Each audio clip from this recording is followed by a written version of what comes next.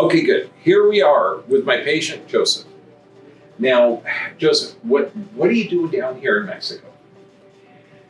You want the long story or the short story? Long story. Long story. Yeah. Okay. 2 years ago, I went with you on a cruise. The last one in Havana, and we were introduced to Mr. Porcela and his wife, Lydia, and you mentioned to us that we should come down here and take a look. Because at that time, you saw my wife with her, some problems with the way she moves. You wanted her to come here to check her teeth, her amalgam, her heavy metals and everything. At that time, we felt that we wanted to do, but it was not the time because we wanted to do some other things first. And then what happened was misfortune hits. She fell, she broke her hip. And so, well, now her hips have been replaced. And then we met you again, we saw you again, and you told us you should come down to Tijuana to have everything checked out. So that's why we're here. Very good. Okay.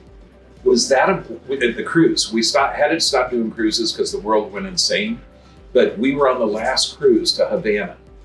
Was that fun or fun? It was the best of I've been to many cruises, but it was really, bar none, this was really fun.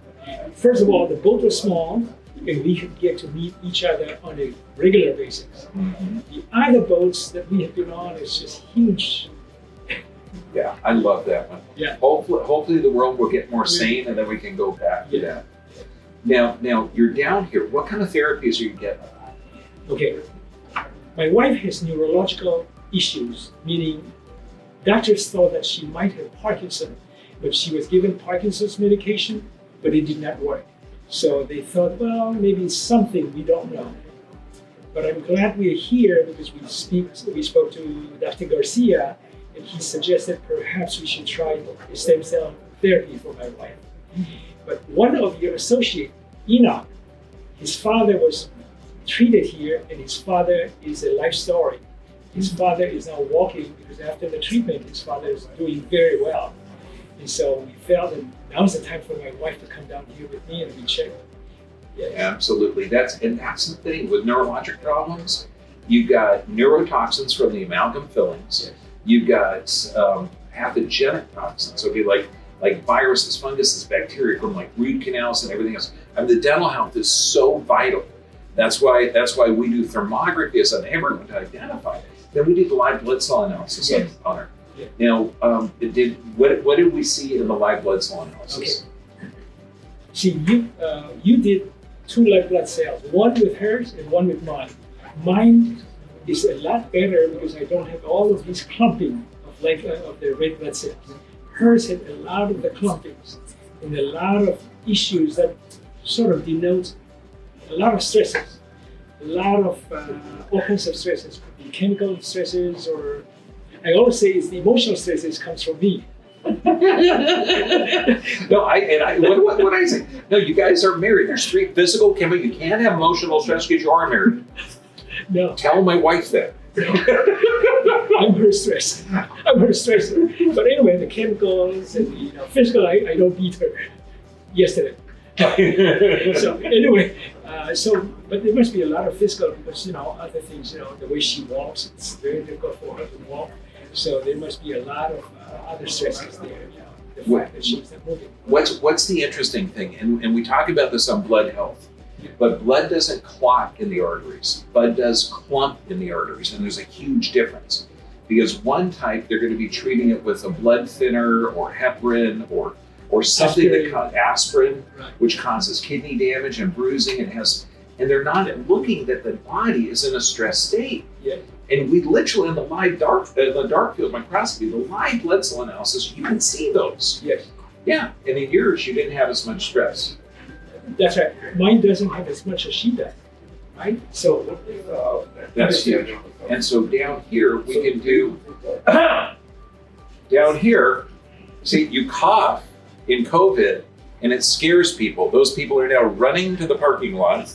Okay, I'm not going to say quiet because they would say, "Well, what?" Okay. It's fun to mess with people. It really is. So when we're looking at why the blood is responding that way, it is one of the 3 stressors. We know the dental amalgams were a contributing factor. We know the physical trauma and balance issues were physical trauma. So that's what we're doing. And what other therapies are you getting? We're getting also chiropractic treatment here.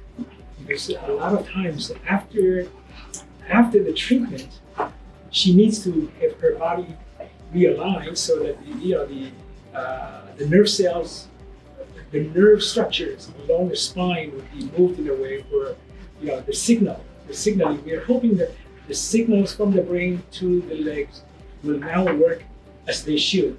Because she had the surgery, and the surgery probably two things affected her: the operation itself, and then the other one probably is anesthesia. Anesthesia killed a lot of the nerves, perhaps. And the cutting of the bone and cutting of the nerves, I'm sure, also severed a large part of it. We are hoping that those can be rewired. They will. And that, you're absolutely right. God, you must be talking to smart people. There's sensors around the joints, and this is something that surgeons do not think about. Yes. Those sensors are proprioceptors, and they tell you your body's position in space. So when they remove a hip or replace a hip or replace two hips and a knee, or things like that, you're missing those sensors that are in the joint, and that alters brain function, it alters balance, it alters everything. I mean, that's huge. But you're right, the anesthesia, there is a percentage that has a challenge with that as well. Right. Yeah. The first time I learned from you about efferent and afferent nerves, signals and nerves, I told them to the neurologist. They said there's no such thing, and it's so funny. And they said, yeah, everything starts from the brain down. I said, what about from the body up? That's what Dr. Bergman was talking about. They said, no, there's no such thing. Wow. Okay, there's a lot of ignorant doctors because the body needs constant sensory input into the brain to know whether to sweat, to elevate cholesterol or blood pressure or blood sugar. That's how the brain knows what to do. Yeah. And the hypothalamus is the center of that. That balances the nervous and hormonal system.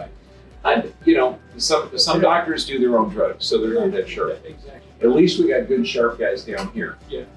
Okay. Very true. That you do have. Yeah. Also, one thing I want to tell you, I said this to you this morning. A man is not great until people who work with him are also great. You have a great team here. Oh, conscious.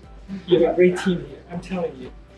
You are not just great yourself, but you also are leaving a legacy. That's what I want to tell you. You're leaving a legacy. You're training your people to treat the patients very well. And I've met many of your people, and they're very nice. And I tell you, I'm totally in agreement that my team is the best. I mean, they are literally God sent. Yeah. Okay, I mean, this is like, thank you, Lord. Okay, plus all the ones I fired, they weren't the right fit. So far, I've not met anyone. I'm just a good hard worker, but I'm not doing enough. Yes. We have to make a difference. But you're right. I mean, just because you've been here and you've been at our Huntington Yes, Beach I've been office. to the Huntington office. That's right. And I watched how you work with them and how they respect you and how they work with you. And it's just really, you see a clockwork working very nicely. And that's the key is if you ask any one of my workers, my team, I'll You say, don't drive hard enough. no, they'll actually say the only thing I care about is the people. Yes. So if someone's screwing up, I'll say, look, you're screwing up. Let's fix this. Okay. You don't need self-recrimination or recrimination. You just got to fix the body. Yes, very true. Yeah. But buddy, you are amazing. Thank you so much. You're loving, caring, and Molly is just a friggin' angel. Yeah. Now, do you have anything to say to people that might be on the fence because you've been in the medical system, you know what it's like. Yes, I have relatives who are doctors, and they have steered us into many different areas where I say, if I were in a second life, I would not listen to them anymore. And up to now, we have doctors over there, perhaps because we are so afraid of, let's say, catastrophic event, like, you get into an accident, you need them. But then other things, to promote health and well-being and everything, I don't listen to them anymore. I listen to you most of the time, and your associate, Dr. O'Shea. That I listen to. I mean, when you're talking real people, real challenges, and real successes, good God, man. Yeah, you are amazing. Thank you. Okay, We're going to keep going. We're going to keep working on everybody here. And man, when you're looking for the real cause, if someone's giving you a medication to cover up a symptom, that is not the solution. Find out why the medication is needed. Disease generally does not run in families, like only 99% of diseases. Okay, there's a difference between genetic and genetic expression. Look at the stressors that are going to affect that expression and go after the source. And that does kind of make more sense. Yeah, and Dr. O'Shea is a rocket too. I like him. One more thing is, before we came down here, all my friends and relatives warned me, don't go to Tijuana. Oh no, what were they saying? What kind of stuff? It's very unsafe, all the drug traffics and everything. And so, you won't believe this. All my relatives told me, when you get down to San Diego, text me. When you get across the border, text me. When you are arrived at the hotel, text me. They think that we're going to be kidnapped. And I tell you, I've been texting all my nieces. I've been texting, and they say, "Are you okay?"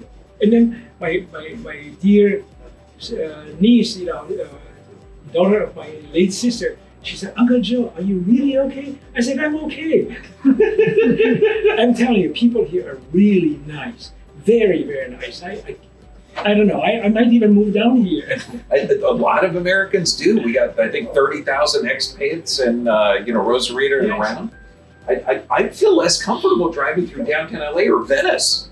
I mean, it's homeless central. People here are very warm. We call it cariñosa. It's really, the term is really. I can't tell you anymore. It's really, they're full of hearts. Buddy, I love you, man. Please. Take care of yourselves. There is solutions. Yes. Okay, COVID hug. Thank you very much. This guy is one of the best.